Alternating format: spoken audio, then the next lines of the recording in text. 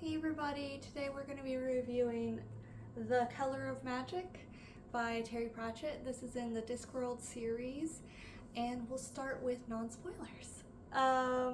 So this book is a very, very funny book. You can kind of tell from the cover that it would be really funny. It is definitely surreal, so if you like Alice in Wonderland, you might like this book.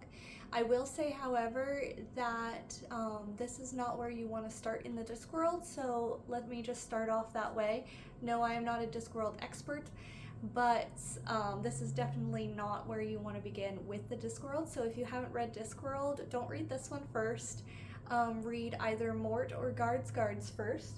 This one is, however, listed as the first one in the series, but don't read it first. All of them are completely unattached from each other. So this one is the first one, sort of. It's the first one written, but it is not the one you should read first, okay? So this one is his first work in the Discworld series. I'm not sure if it's his first book ever written. More of a Discworld expert could tell you that. But it was his first Discworld that he ever wrote, and it is a little bit disorganized because of that. The world's not quite developed.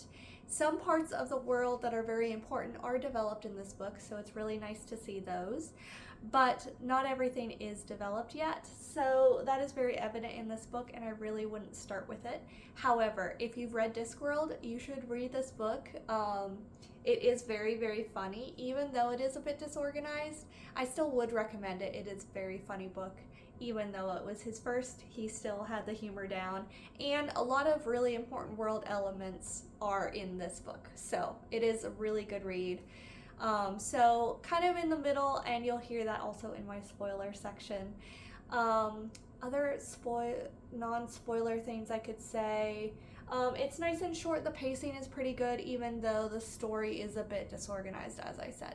It feels a little choppy, with some like time jumps and those sorts of things. But for a first novel, it is still very impressive to write it this well. So, thank you, Sir Terry Pratchett. Let's go into spoilers. So please don't watch past here if you haven't read The Color of Magic. Spoiler warning. You've been warned. A lot of people do not like this book because they don't like the main character. His name is Rincewind, and he is the Cowardly Wizard. And so a lot of people don't like this book because they don't like the main character. I really didn't mind the main character. I actually didn't like some of the side characters. There's a barbarian who's very, very annoying. The tourist he's like, you can tell that the author's trying to make him like naive in a fun way, but he kind of gets annoying as like he's so naive that it kind of gets annoying. The luggage is very, very cute, and I do like it a lot. And then there's a couple other characters or antagonists that are just a little annoying. So for me, that was the biggest downside, was the characters. I love the dragons in this, though. That's why this is in the spoiler section, I can say that. The dragons were very, very good in this, and I love their mechanics, that they're kind of imaginary. But that's like, it was super satisfying when the tourist made his own dragon. That was really, really satisfying. But like I said in the non-spoiler section, the biggest downside is the weird jumps. There are a lot of weird time jumps in this, and I didn't really like that. It was a fun ride. It was very funny.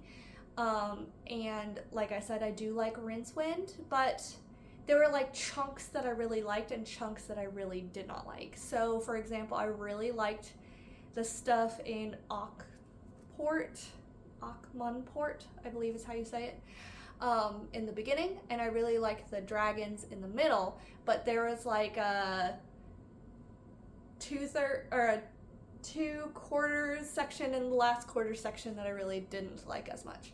So that just made it very up and down for me. But other than that, it was still very funny and it was very entertaining. I didn't like struggle through it. So the pacing was pretty decent and it's a pretty short book. So it wasn't like bad. It's just like the worst Discworld I've read, if that makes sense. And they're all amazing. All the Discworlds are amazing. So it's kind of weird to like say this one's last, but it's like the only one I've read that's like kind of a mixed bag, if that makes sense. So I think that's all for today. Like I said, you should read this one if you're reading Discworld. Don't just skip it because it definitely has some really good lore stuff from Discworld. But yeah, it's a little bit of a mixed bag.